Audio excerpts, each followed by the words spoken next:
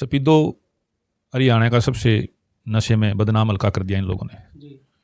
आपने तो पता, आप तो पत्रकार हो, सपीदों में सबसे ज़्यादा नशे से मौतें होने लग रही हैं, जी। कोई एक्सीडेंट के माध्यम से या कोई जहरीली दारू पीने से। गलियों में इतना माहौल ख़राब हुआ कि रात को दारू बांटने वालों की लाइन लगी हुई है। हमने एक मुहिम छेड़ी है, क्या मुहिम छेड़ी आपने? भाई जो ये नशे के विरुद्ध, अगर वे लोग दारू बांटेंगे तो हम लोगों को दूध पिलाएंगे। जी। परिवार की शांति से मतलब नहीं, किसी का लड़का गुजरे या किसी का परिवार उजड़े या झगड़ा हो, इससे कोई मतलब नहीं। मैं तो ये दारू और पैसे को अपना आधार क्यों बनाओ, अपनी विचार शैली को आधार बनाकर। अगर आज के दिन तो वोटर इतना तेज हो गया है, समझदार है आज के समय में। हाँ, तो वोटर पत्ते नहीं खोल रहा। आज आप बताओ सपीदों का कोई भी कैंडिडेट अपने आप को कहीं भी डिसाइड नहीं करा मैं किस पायदान पे खड़ा हूँ। दोस्तों फिलहाल हमारे साथ जननायक जनता पार्टी के उम्मीदवार सुशील सांगवान जी हमारे साथ जुड़ चुके हैं। और दोस्तों जैसे कि आपको पता है कि सफीदो विधानसभा से टिकट तो दी गई है दुष्यंत जी के द्वारा, और जानना चाहेंगे कि सफीदो विधानसभा में लगातार है तूफानी दौरे चले हुए हैं और किस तरीके का लोगों का प्यार वो मिल रहा है। हमारे साथ सुशील सांगवान जी हमारे साथ जुड़ चुके हैं। सर आपका बहुत बहुत स्वागत है RN TV पर।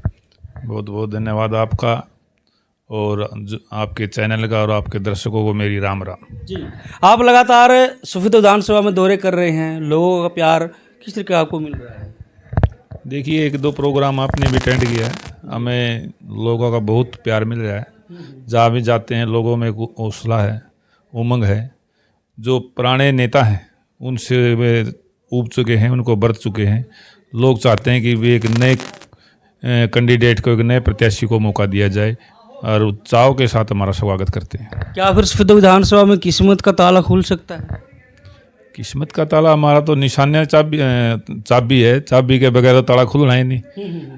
तो हमारा तो जो विश्वास है, जो लोगों का प्यार है, जो हम घूमे हैं हल्के में, हमें तो पूरा विश्वास है कि हमारी चाबी कामयाब होगी। देखिए सफीदो विधानसभा में उम्मीदवार तो और भी हो सकते थे, दुष्यंत चौटाला ने आपको क्यों चुना? देखिए, तो पार्टी नेतृत्व का एक को हम काफ़ी समय से पार्टी से जुड़े हुए हैं, हमारी विचार शैली दोनों की मिलती है। तो उनने अब की बार जो और पार्टियों ने बैकवर्ड को इग्नोर किया है, सपीदों में बैकवर्ड समाज को एक मान सम्मान देते हुए हमारे पे विश्वास और भरोसा जताया है। आप दुष्यंत के साथ कब से जुड़े हुए हैं? मैं तो जब से राजनीति में आया हूँ दुष्यंत के साथ ही हूँ, मैं तो कभी और किसी के साथ तो राजनीति की ही नहीं हमने। देखिए दुष्यंत चौटाला जी है, इससे पहले है गठबंधन में है, सरकार में रह चुके हैं, तो क्या क्या विकास कार्य है आपके गांव भादरोड में कराए गए?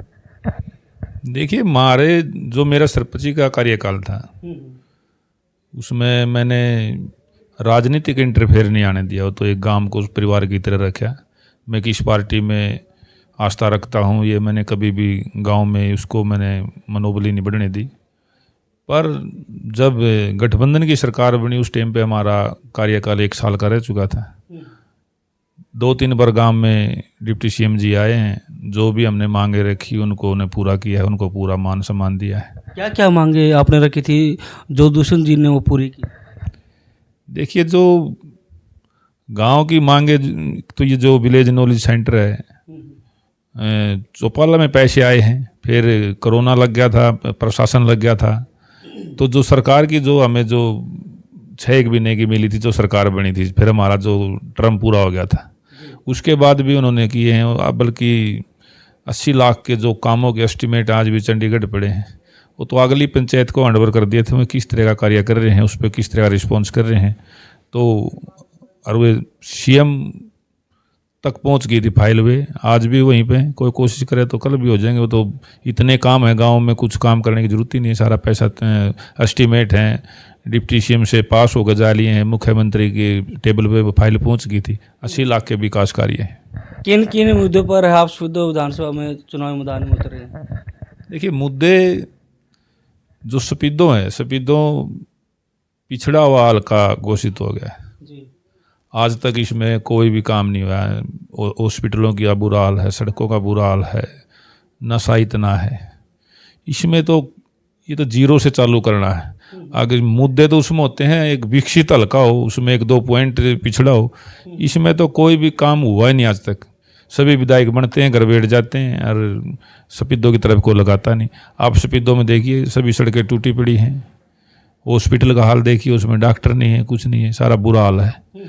तो ये जब हम, जैसे आपने बादरगढ़ का जिक्र किया, बादरगढ़ में लोग हमारे कार्य को सराहते हैं। अगर सफेदों में मौका मिलता है, सफेदों को भी एक बादरगढ़ की तरफ पे एक हरियाणा में नंबर 1 हल्का बनाने का काम करेंगे। देखिए गांव बहादुरगढ़ में है, जोगी समाज के द्वारा और रात सैनी समाज के द्वारा है, लड्डू में आपको तोला गया।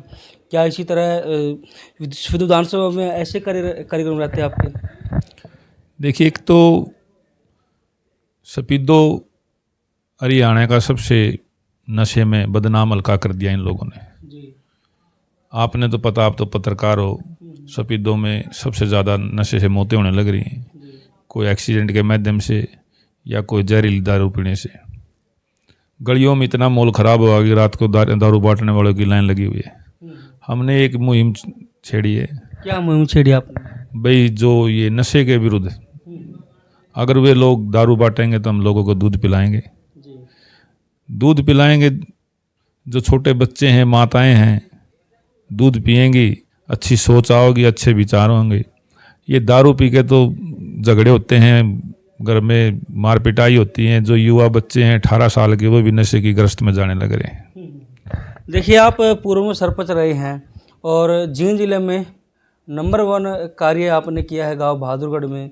यदि आप सफेद विधानसभा से एमएलए बन जाते हैं, लोग आपको जिता देते हैं, क्या उसी तरह जिस तरीके से गांव बहादुरगढ़ जींद जिले में नंबर 1 पे आप लेकर के आए थे, क्या उसी तरह सफेद विधानसभा को लेकर के आएंगे? ये तो मैंने अब थोड़ी देर पहले बोला था। जो मुहिम हमने गांव में छेड़ी थी, वही प्लानिंग सफेदों की है। जब भी सफेदों हल्के की जनता हमें मौका देगी, सफेदों को हम हरियाणा में नंबर 1 हल्का बनाने का काम करेंगे। हरियाणा में? जींद जिले की तो दूर की बात रही, पूरे हरियाणा में? पूरे हरियाणा में लड़ाई हमेशा बड़ी लड़नी चाहिए। जींद में तो 5 हल्के, हम तो पूरे हरियाणा में नंबर 1 सफेदों को एक ऐसा हल्का बना देंगे कि लोग, जैसे बादरगढ़ को पूरा हरियाणा जानता है, सफेदों हल्कों को पूरा हरियाणा जानता है। विधानसभा में नंबर 1 सफेदों दिखेगा? हाँ, नंबर 1। अच्छा, आपको सम्मानित कब किया गया? मेरे को सम्मानित लगातार 6 बार किया गया था। जब डीसी विनय सिंह थे मेरे, क्यों काफ़ी दिन हो गए, डेट मेरे को कन्फर्म नहीं है, 15 अगस्त और 26 जनवरी को। एक पे सामाजिक कार्यों में भाई, जो सामाजिक कार्य जो अपने गांव के, जो एक भी मुकदमा थाने में नहीं जाना, ये रिकॉर्ड बनाया था 5 साल तक। एक जो वाटर कंजप्शन, जो पानी बचाओ पर, तो इस तरह के अलग अलग पॉइंटों पर हमें एक जुगर बेटियों का एक जो सामूहिक रक्षा बंधन, बेटी बचाओ पर अभियान चलाया था। इस तरह के अनेक हमें सामाजिक कार्य किए थे। इन पर डीसी ने, जो हरियाणा सरकार ने, हमारे को 6 बार सम्मानित किया था। यानी कि गांव में कोई लड़ाई झगड़े होते थे तो आप पुलिस को गांव में एंट्री करने से रोक देते थे, भी मैं अपने आप ही सुलझा लूँगा सब मामले? देखिए, ये एक बहुत बड़ा फैसला था, ये मेरा नहीं, गांव का था। जब भी मैंने ये जिम्मेवारी मिली गांव की, मैंने प्रण लिया था, गांव वालों को बोल दिया था भी मैं कभी थाने में नहीं जाऊंगा। जो भी गांव के झगड़े हैं वो गांव में ही उनका समाधान करेंगे। पहले जब मैं सरपंच बनने से पहले देखता था कि 2-2 पार्टियां जाती थी, 2 साइड से जाते थे, पार्टीबाजी रहती थी, वे लोग लूटते थे, उनके पैसे लगते थे। इससे मेरे को टिश थी भी यही, इस तरह के लोगों के साथ लूटपाट ना हो, भाईचारा खराब ना हो, और इसको गाँव में बैठकर सामाजिक रूप से उसका निपटान किया जाए। तो ये मुहिम गाँव ने मेरा साथ दिया। अगर कोई साथी चला भी जाता था, गाँव में से कोई एक भी व्यक्ति थाने में नहीं जाता था, वापिस यहीं आते थे।